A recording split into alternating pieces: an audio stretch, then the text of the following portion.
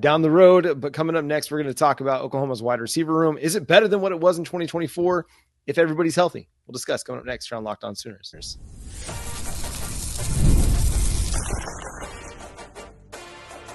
You are Locked On Sooners, your daily podcast on the Oklahoma Sooners. Part of the Locked On Podcast Network, your team every day.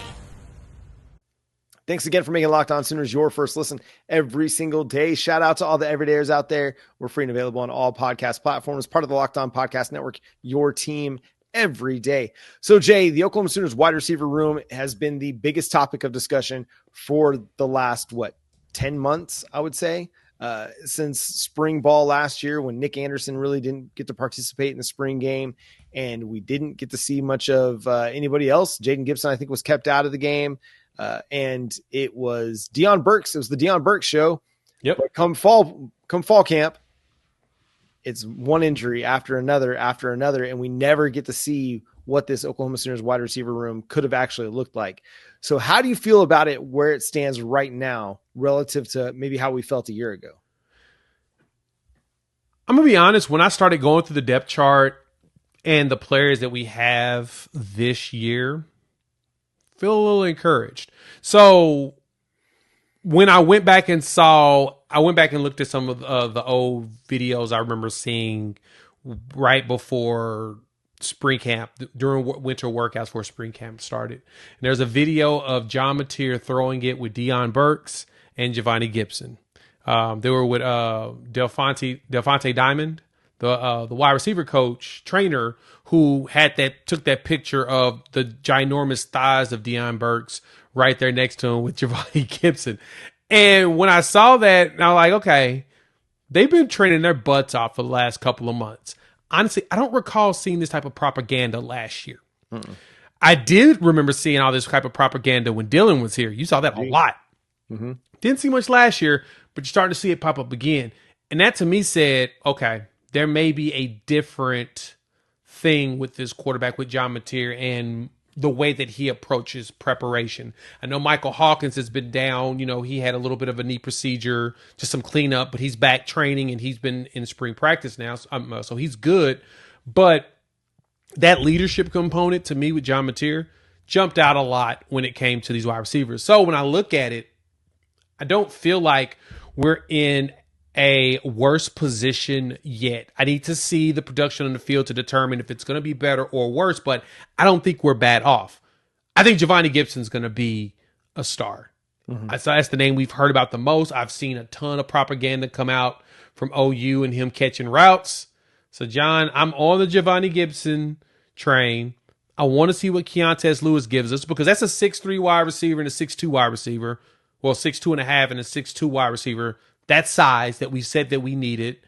And then from there, you just want to build up the young guys to go with it. Burks is going to be good. And truth be told, John, do you really need to see Deion Burks right now in spring training, in spring practice? We've seen him, right? Like, do you really need to see him go? I don't think so.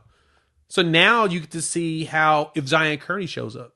That's kind of where the questions come in. But overall, I don't think this room is worse. No, and I think with a guy like Isaiah Satagna in the fold too, and with Jacob Jordan, I feel like your slot depth is a whole lot better than what it was last year. When Deion Burks went out, you didn't really have a slot option until Jacob Jordan emerged kind of later in the season. When you were down your outside wide receivers, you didn't feel good or comfortable with anybody else you had on the outside. I mean, we got some big moments out of J.J. Hester. Brennan Thompson made a couple plays, but it wasn't consistent enough. So the biggest issue is JaVonnie Gibson has to be healthy. That's first and foremost. Put the prayer circle up, take the sage out, do everything you got to do to keep our guy healthy all year long. Because if he's healthy, he's going to have a big time year. Same with Deion Burks. If he's healthy, it's going to be a big time season for those guys.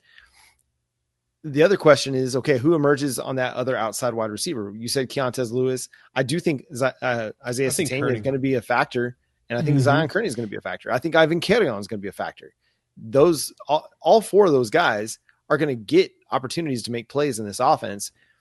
And in addition to having more experience, having a group of playmakers that you find on this depth chart now, I think you just have a better quarterback.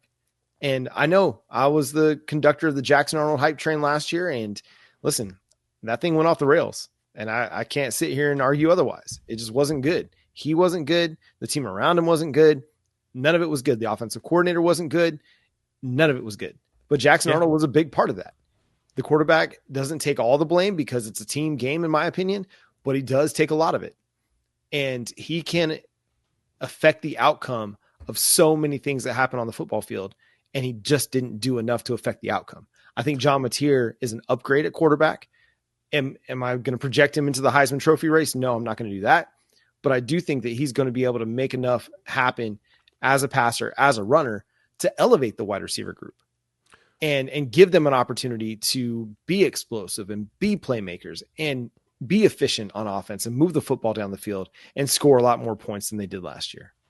No, I totally agree with you there. And it's funny, somebody jumped into my comments in a video I made over at Unfair Sports and was saying they were concerned about our top receiver being only 6'2". And I'm like, that's not uncommon in the SEC. It went and looked at Alabama's roster. We have right now, what's this? 6 players over 6 feet tall. Alabama has 7. Yeah. How tall is CeeDee Lamb, Jay? 6'2". Yeah. How tall is Jamar Chase, Jay?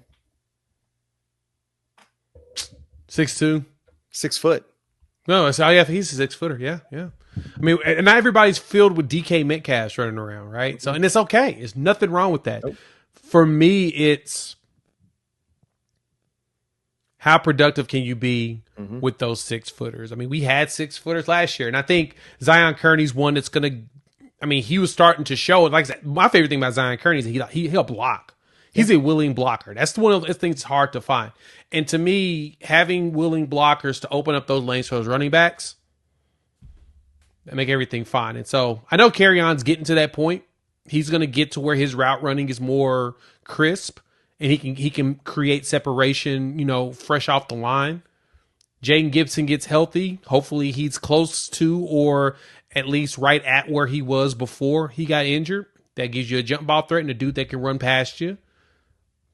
But you still got a lot of young guys that you can groom, which is good. But as you pointed out, the depth right now is so much better because you've got a lot of dudes that have actually played collegiate ball. Josiah Martin played at Cal, and he actually was out there working it. That's another one that to me is in the slot that could be someone that can end up going out there. I can totally see this team going with a bunch of 4 wide receiver sets and just letting the wide receivers go wild. Yeah. I can see Ben Arbuckle having some fun with that. Well, and you think about it this way, like the depth that you had last year that you were relying on were all true freshmen. Zion Reagans, Ivan Kerryon, Zion Kearney. They were true freshmen, and obviously they looked like true freshmen. Jacob Jordan. Yeah. They didn't look like superstars like Ryan Williams at Alabama, but he's a unicorn. You're not going to get that guy every single time. You did in Jaden Jackson. He was just a defensive tackle, not a wide receiver. But now all that wide receiver depth that you were relying on for significant snaps in the fall, they're a year older. They're a year more experienced. They have a second offseason under their belt. They have a better understanding of what's being asked of them and what they're responsible for on and off the football field, which is going to make them better in the fall. So the depth is improved, in my opinion. Now you just got to figure out, okay, who's that third wide receiver in 3 wide receiver sets? What are you going to do when you go 4 wide? Which I feel really comfortable with their options in the slot when they go 4 wide. I think it's going to look really, really nice. It's just a matter of keeping all those guys healthy. And if you can do that, you're going to have a very productive offense and it's going to be explosive. I just know it's going to be. So I agree with you there. Auburn, they've got 6 wide receivers that are over 6 feet as well. That's kind of the funny thing. I mean, Cam Coleman, of course, is a freak, but again, you got if you have veteran wide receivers around the young wide receivers, it really does help take a lot of the pressure off them so they can just be loose and kind of do their own thing. They're not forced to think about everything and have to help make adjustments for their teammates. Yep. They can go out there and just play and be athletic, which is where Elijah Thomas comes in. Because I think that he can go out there and he can just go be, a beast. Call it a day. Well, I think having an experienced leader at quarterback matters a lot too. Because you go back to that 2023 season, well, what did we see? Breakouts from Nick Anderson, Jaden Gibson. Those young wide receivers played a lot. You just had an experienced quarterback to help them along the way, and they made huge plays. Speaking of huge plays, Jenny Baranczyk, the Oklahoma Sooners, absolutely dominated Iowa of all teams, to move to the Sweet 16. We'll discuss coming up next here on Locked On Sooners.